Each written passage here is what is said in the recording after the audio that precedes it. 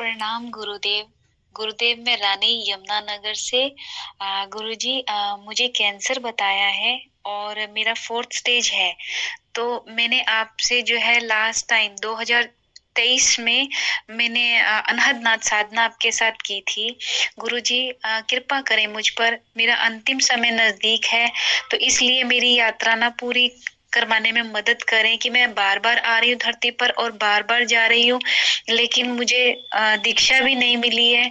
तो कृपा करें कि मेरा आना जाना व्यर्थ ना जाए और मुझे दीक्षा देने की कृपा करें गुरुदेव। मेरी मदद करें गुरुदेव, मेरी मदद करें। प्रणाम आपको और प्रणाम आप सभी साधकों को।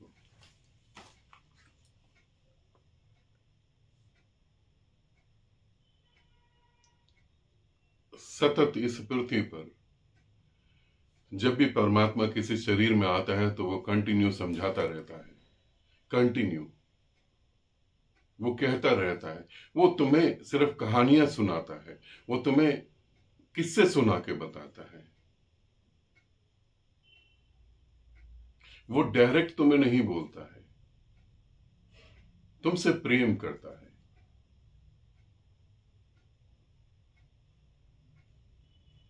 और वो सीधे सीधे नहीं बोलता, इसलिए तुम चूक जाते हो। इस पूरे ब्रह्मांड में मेरे सिवा तुम्हारे लिए कहीं कोई भी नहीं है, इसे समझो। कहीं कोई भी नहीं है। तुम्हारे पास जो भी हो, पैसा हो, रिश्तेदार हो, जान पहचान हो, कुछ भी हो, ये मृत्यु के समय काम नहीं आएंगे बिल्कुल। लोग कहते हैं खाली हाथ आए थे खाली हाथ चले गए। नहीं, गलत कहते हैं लोग। बिल्कुल गलत। मैंने मरते हुए लोगों की आंखों में अधूरे सपने देखे हैं। खाली सपने लेके जाते हैं और उन्हीं सपनों के कारण वापस आ जाते हैं। 2023 में तुम मिली, मुझे भी याद है। मैंने तुम्हारे सर पे हाथ रखा था, तुम्हें आशीर्वाद दिया था। दीक्षा नहीं हुई, संन्यास नहीं लिया। कई बार ऐसा लगता है जीवन तो अभी बहुत बड़ा है, अभी थोड़ी ना मौत आएगी। और गुरु और परमात्मा, अभी तो बहुत काम है। बच्चे हैं, पति है, पत्नी है, बिजनेस है, बहुत कुछ है अभी करने। गुरु तो अंतिम लास्ट में। साधना का तो अर्थ है जब हम सारे काम कर लें और थके नहीं हो, अब टाइम बच गया फालतू, क्या करें, चलो साधना कर लें। अब टाइम बच गया, चलो गुरु को याद कर लें।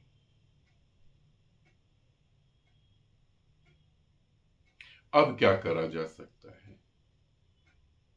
मैं जो तुम्हें समझा रहा हूं रानी, इसे अच्छे से समझना। आवागमन से मुक्ति, आवागमन से मुक्ति इतनी आसान बात नहीं होती। इतना आसान नहीं समझो इसे। हाँ, कुछ काम करे जा सकते हैं तुम्हारे साथ जुड़कर। वो काम करे जा सकते हैं जिससे कि तुम्हारी गति अच्छी हो।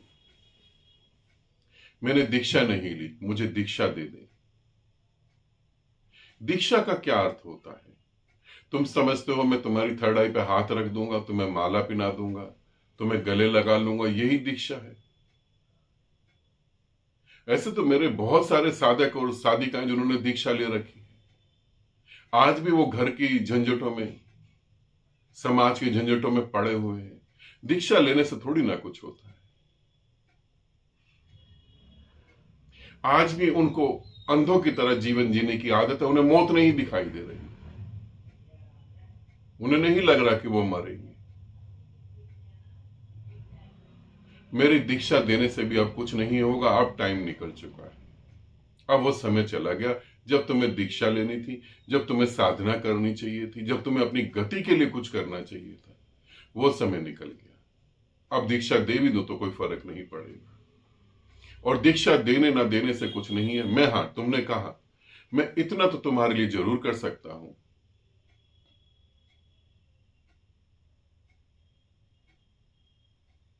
कि तुम्हारा अगला जन्म किसी ऐसे घर में हो जहां सदगुरु के पांव पड़े हो, किसी ऐसे घर में हो जहां माँ बाप ध्यान करते हो, किसी ऐसे घर में हो जहां गुरु का आना जाना हो। और उस समय तुम अगर जाग गई, उस समय तुम्हें समझ आ गई और तुमने साधना करी और उस समय तुमने संन्यास लिया, तो वो तुम्हारा जन्म अंतिम जन्म हो सकता है। ये जन्म अंतिम जन्म नहीं हो सकता। एक बार तो तुमको आना ही पड़ेगा। तुम मौका चूक गई। और देखो मैं रानी की ऑडियो क्यों चला रहा हूं।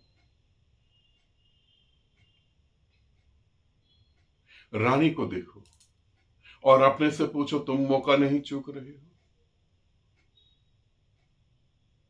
पूछो अपने से, तुम मौका नहीं चूक रहे हो?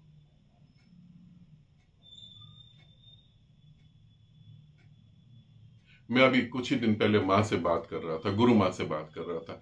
मैंने गुरु माँ को बोला कि मैं ऐसा सोच रहा हूं कि जगजीत, अंकुर, सारथी और तुम लोग जो है, तुम ये सब संभालो और मैं अपने फोन भी छोड़ रहा हूं। फोन मैं ऑफ कर दूंगा। मैं कोई फोन अटेंड नहीं कर रहा हूं। हो गया जो करना था। तुम समझो कि अगर मैंने ऐसा कर दिया और फिर तुम मैसेज कर रहे हो तो मैं तो अटेंड नहीं करूंगा।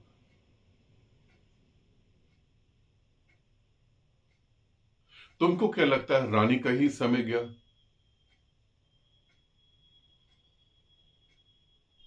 आज जहां भी हो तुम क्या कर रहे हो? तुम अपने से पूछ सकते हो। तुम सिर्फ एक काम करो, सिर्फ एक काम। तुम अपने से पूछो, तुम क्या करने आए थे और तुम क्या कर रहे हो? सिर्फ दो क्वेश्चन अपने से पूछो। काश रानी ने अपने से पूछा होता।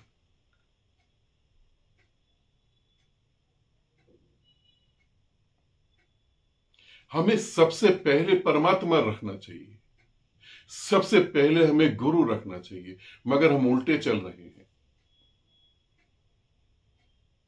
उलट बांसुरी। हम उल्टे चल रहे हैं। कबीर ने बोला है हम उल्टे चल रहे हैं। हम सबसे अंत में गुरु को रखते हैं। हम वो सब काम करते हैं जो हमारी मृत्यु में मदद नहीं करेगा।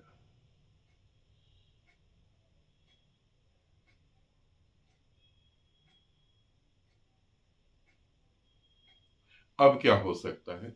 अब हम कुछ ऐसी साधनाएं हैं जो तुम्हारे साथ जुड़कर मैं, गुरु मां, सारथी, जगजीत, अंकुर और भी कुछ साधक हैं हीलिंग से जो रिलेटेड है, वो सारे जुड़ के तुम्हारे साथ मेहनत कर सकते हैं। बस सिर्फ इसलिए ताकि तुम ऐसे घर में पैदा हो जाओ। और कैंसर है, जीवन का समय कम है, ऐसा नहीं सोचो। मुझे मालूम है ऐसा डॉक्टर बोलते हैं कि जीवन का समय खत्म हो गया। ऐसा नहीं सोचो। अभी हारो नहीं। अभी बहुत कुछ करा जा सकता है। मुझे यह भी पता है कि बहुत पीड़ा होती है शरीर में जब ऐसा होता है, तो ध्यान साधना तो नहीं हो पाएगी। तुम बस सिर्फ बैठो, बाकी काम हम करेंगे। मगर एक जन्म और, वही अंतिम जन्म होगा अगर तुमने गलती नहीं करी तो। यह भी ध्यान रखना, क्योंकि जब मैं देखता हूं, बहुत सारे साधक साधिकाओं को देखता हूं, तो वो वही गलती दोहराते हैं जो पहले दोहरा चुके थे और फिर पुकारते रहते हैं। फिर गुरु मिलता, फिर वही दोहरा देते हैं। तो रानी मैं तो ये कहूंगा, दोहराना नहीं। मैं मिलूंगा जरूर तुम्हें, ऐसा नहीं है। तब मिलते ही दीक्षा को धारण करना, गुरु को धारण करना, गुरु को अपने आप को सौंपना, गुरु के चरणों में अपने आप को रख देना। अभी तो बस इतना ही करा जा सकता है। तुम्हारे आने वाले जीवन के लिए हम बहुत कुछ कर सकते हैं। वो भी मैं तुमसे ऑडियो में बात करूंगा तब, क्योंकि ये भी कोई छोटी सी बात नहीं है कि मृत्यु के बाद उस व्यक्ति के साथ जुड़ के काम करा जाए और जहां जहां हम सोचे वहां उसको जन्म दिया जाए। इसीलिए मुझे बहुत अजीब सा लगता है। गीता के प्रवचन सुन लो, महामूर्ख आदमी उसी को सुन के संतुष्ट हो जाते हैं। सत्यनारायण की कथा सुन लो, मंदिरों में दान दे दो, गुरुद्वारों में जाके सेवा कर दो। मौत से तुम्हें कोई भी नहीं बचा पाएगा। उस समय तुम्हारा साथ देने वाला कहीं कोई नहीं है, और अंतिम समय में ही तुम्हें याद आएगा और फिर कोई उपाय भी नहीं है। मैं भी साथ नहीं दे पाऊंगा, तो मैं इतना ही कह सकता हूं कि अब इतना ही करा जा सकता है।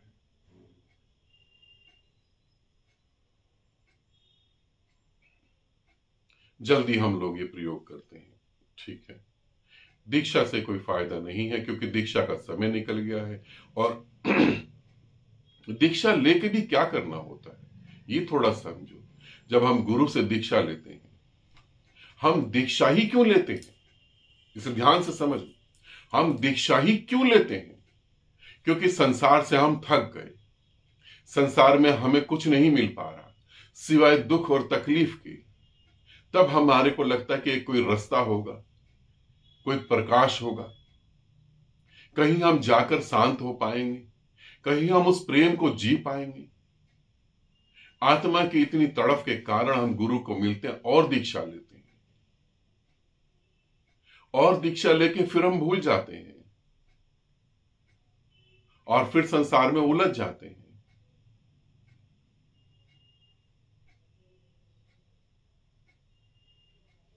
जीवन समर्पित नहीं करते, और जो गुरु को जीवन समर्पित करता है उनका जीवन तर जाता है पूरी तरह से। इसीलिए मैंने कहा, यहां तुम्हारा कहीं कोई भी नहीं है, तुम अपने को धोखा दे रहे हो, बस, और कुछ भी नहीं कर रहे। हर मौत के समय तुम्हें याद आता है गलती हो गई। हर मौत के समय तुम याद करते हो मुझसे चूक हो गई, मैं रह गया, मैंने गलत करा। मैं अपने साधकों को भी चेताना चाहता हूं, बताना चाहता हूं कि रानी को देखो, 2023, 2025 मिलती, दीक्षा होती, साधनाएं करती, समर्पित हो जाती पूर्णता, आज ये ऑडियो नहीं करना पड़ता। जैसे नारायण थे हमारे नेपाल के साधक, उनको भी कैंसर था, और उन्होंने, जब मैंने कहा 2-4 बार कि वो शरीर छोड़ो छोड़ो, तब उन्होंने कहा ठीक है मैं शरीर छोड़ रहा हूं, मगर आपको नहीं। और वो आज भी मेरे साथ है। इसे समझो, तुम गलती नहीं करना, ठीक है। और रानी, तुम चिंता नहीं करना, हम बहुत कुछ कर सकते हैं और बहुत कुछ करेंगे, ठीक है। आनंदित रहो, सदा खुश रहो। बहुत बहुत प्रेम आप सभी को।